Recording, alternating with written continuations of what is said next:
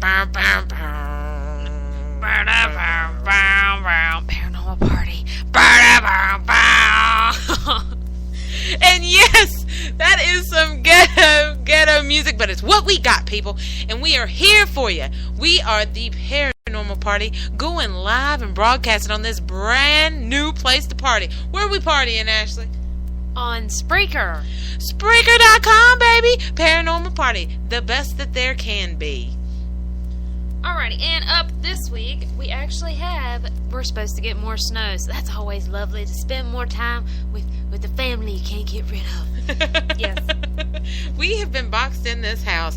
I got out on Monday, and good God, we were kicking it up, man. My sister had, when you let a rabid dog out of a cage. I had the damn crazy eyes. She did. She was looking around, looked like somebody was going to take her down. It was crazy. We had to put her back for a little bit and be like, it's okay, calm down. Anyway, by the way, who are we, Ashley? We didn't even tell that. We are the Connor Sisters, and we are bringing you the best Paranormal Party on Spreaker. I'm Ashley. Are you?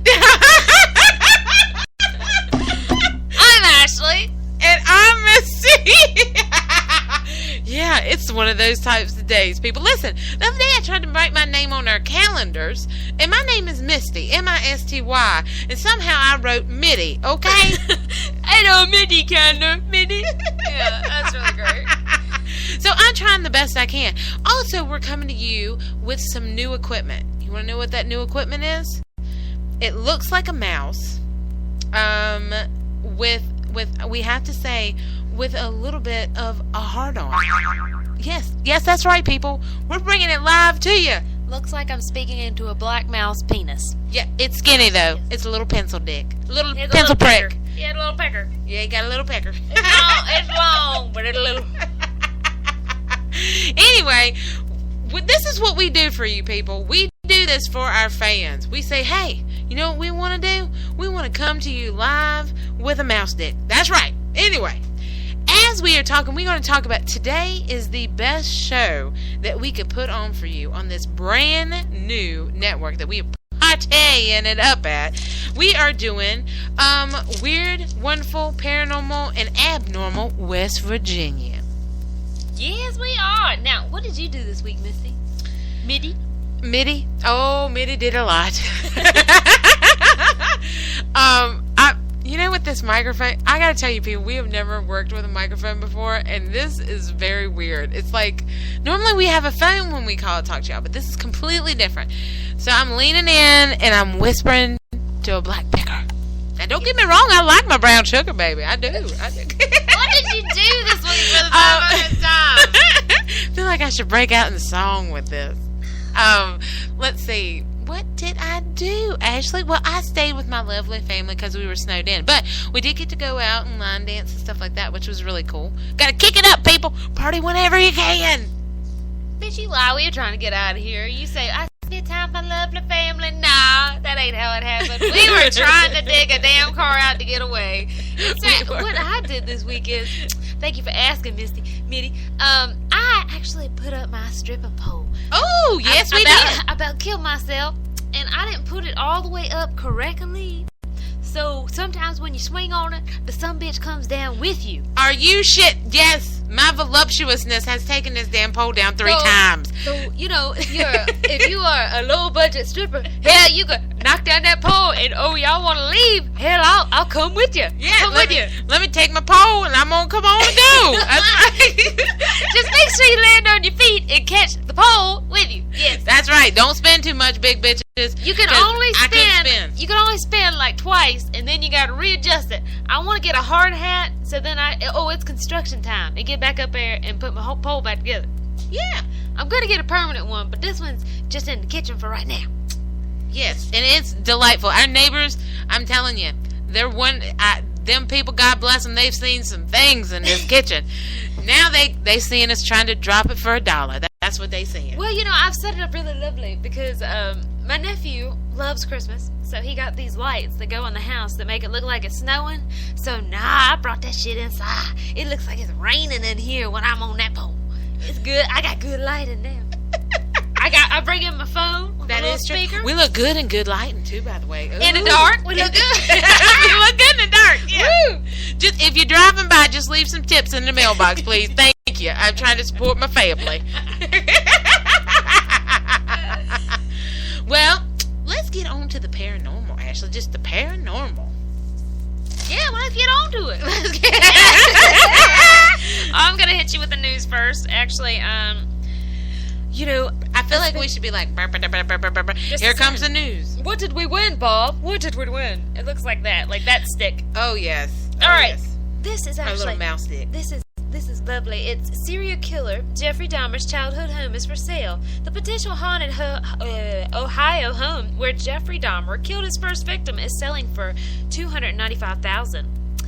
He was a serial killer and a sex offender that was convicted of doing bad stuff with 17 men and boys between the years of 1978 and 1991. He was also known as the Milwaukee Cannibal because he dismembered and ate his victims' body parts. Hold on.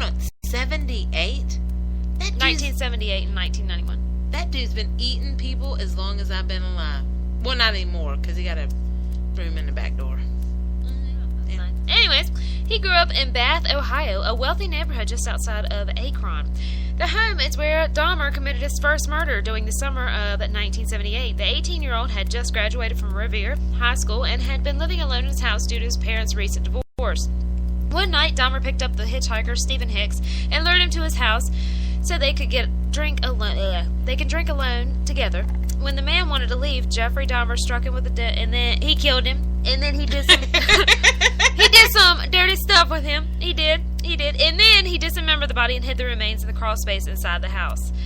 The Dahmer eventually buried the remains in his backyard. He eventually moved to Wisconsin in 1982, and he went on a killing and dismembered 16 more people before authorities caught up to him in 1991. He was later killed in prison by inmate Christopher Scarpenter in 1994. Dahmer's childhood ranch-style home is now for sale. The 3-bedroom house was built in 1952 and surrounded by trees. The realtor says that the home isn't available for tourists and is a great home if you can see past its dark history. Ooh, I bet, I wonder if somebody in the paranormal about that. Because if they do, holy crap, wouldn't you go investigate? There'd be, EVPs of, where's my home? You know what I'm saying? Stuff I don't know. like that. He was very, I read up on that type of stuff. I don't know why. Mm-hmm. For a while, I was not amused. Hey, let's see what they could do. But I was, into the dark criminal because I wanted to be, a cop for a while. But anyways, he was really messed up, very, very vulgar. So I don't think I'd want to investigate that because what you might see is not what you want to see. Well, I know there was bad stuff that happened, but, maybe there could be, some closure with people or something. I don't know. Wouldn't you want to tell your parents or something like that? If something I would haunt that the house. I wouldn't haunt that place that he did stuff to me at. You would haunt your home? Yeah. Well, that's saying that you can. Now, all this, why does spirits stay in bad places kind of thing? Ooh, that's a good question. Bringing it to you hot here on the party. In the party. That's right. He did. He put the body in the crawl space, and then he buried it. My granddaddy, he likes to hide ham in his crawl space. He does? He thinks it's curing it or something. God, he did. They dug some ham out. I was thinking maybe he was doing that. Maybe. He was tenderizing it. Probably Ooh, wonder if he salted it. Yeah. It'll keep for a while salted. Yeah. That's a redneck tip right there for you, baby. Put your ham, put some salt on it, put it in the container, and put it underneath your house. That thing can save for a while. Yeah. Save for a while, yes. My granddaddy got quite pissed when somebody took his salt ham out from underneath the house. He's a little different. He is. My granddaddy's hardcore. If he cut his leg off, he'd walk around with a pig leg. He wouldn't go to the doctor. He'd make his own pig. Yeah. That's what kind of stock we're made from, people. Come on. Good hearty stuff. Yeah. Now, Trans-Allegheny Lunatic Asylum would be a great place in West we're Virginia. going right to the West Virginia, huh? Yeah, we are. Well, hold on. Okay. If we're going into spooky West Virginia, which we love, we also, why don't you tell them about that Kmart? Ooh, the Kmart. I forgot about Kmart. Okay. Now, usually I give you some news, and since we are on a different network, I'm a little scatterbrained. So, what we're going to do is actually there is a nice, lovely place, I like to look up the good places of West Virginia, and it's Southside Kmart, Parkersburg, West Virginia. The prices is so low, it's spooky. It is so scary when you got that Kmart card. Woo! You better hold back, that shit's scary. Blue Woo! light special. It's blue light. Woo! You probably don't remember. It's a boo light, honey. It ain't blue, it's boo. Boo light. You probably don't remember. Do you remember the blue light special? Yeah, they used to turn on that thing. I was like, woo, woo. Yeah. Well, it was, but it was on a cart. It was on a pole and on a cart. I was always stationary. They done got lazy and went wheeling around when I was No, man, you had them deals on that cart. Only on the cart? Well, they were right there. That's where the deals were. You weren't around. No, oh, it was for a while. Their spokesperson was a big blue light, like it was a bulb. Oh, that's what you're talking about. No, you physically went in the store. That poor lady on that cart, I swear to goodness, she was probably running with that shit. No, they would put the cart, and then they would put when they put the cart on there, they would turn that light on when they had the specials. That's old school right there. I want to stick that shit on my buggy for them to get the hell out the way. I got important business to do. Move. You know those little things the cops put on top of their car? Yeah. That's what it was. I know. I remember that, but it was stationary when I was around, and then they had a blue light bulb. Well, that was like back in the day when they were trying to save. Sears bought. Yeah, before bankruptcy. But yes, they did have that wheel around little car. I remember it had a silver pole. That's where your deals were. You saw that light, you went running. Every lady in that damn joint went running for that light. It could be a person with a bright ass shirt on. They're like, oh, hold on, I see the blue light. Oh, it's just somebody with a shirt on. Just somebody with a shirt on. But anyways, another thing, the real story about it is, before this major retail store was built in 1970s, there used to be a house standing there. A house that held a terrible fate for the family within. This is serious. I mean, it made me feel kind of bad making fun of it. And it was Sunday, June 8th, 1969. A fire erupted around 1:30 in the morning. People came to the scene in an attempt to help, but the windows had allegedly been nailed shut. It was too late for their mother and the father and 10 of their 12 children that had lived within the walls. Only Grandpa and one son and a daughter had escaped the blaze, but this thing came to light. This was not an incident as an accidental fire. The daughter had escaped. 15-year-old Susie seemed to be the cause of this fire. After an argument that day with her parents about her 19-year-old boyfriend, Susie decided to get revenge on her parents by pouring gasoline in the house and setting it on fire with her entire family sleeping, including the youngest sibling, a 6-month-old baby. This story is indeed true and was deemed one of the worst fires in Parkersburg. And although it seemed everyone knew Susie was guilty, she was never found guilty in a trial and moved further west, changing her name and starting her life over. But now the land is said to be haunted by the spirits of the family that have that didn't leave. So this is a Kmart now. Am I understanding? Yes, it is. And at Spirits of the Family, there have been numerous reports of hangers flying off the shelves. Ooh, they mad. Faucets turning on. Our hangers! And off by themselves. Items mysteriously ended up on the shelves or taking off the shelves. That's because somebody's stealing the shit. Then, it's stacked neatly in an aisle. If I worked there, that would be the best thing in the world. I'd be like, ooh, they done took that pretty purse over there in aisle 12. I don't know what happened to it. Yeah. And an unexplained woman's voice has been heard over the intercom and is said to sound like a very low whisper, and sometimes it's like coming from underwater. One of the more perplexing things reported is unexplained radio transmissions but being heard. These radio transmissions always play music, ball games, and speeches from years ago. There you go. Wow, that is awesome. Like, wouldn't it be crazy if it was like, come get your stuff? And it was, you know, the lady, like, and she sounded like she was underwater. So that's freaky, man. Altogether, that's freaky. Man, that's Parker. Go get the blue light special. It's a blue light. It's a blue light. Hey, I bet it's free to investigate there if you hang around long enough. Are you crazy? We should just go one day in the middle of the day with put our shit in the cart and just wheel around. Like, oh no, I'm investigating. You need to back up. I gotta investigate this place.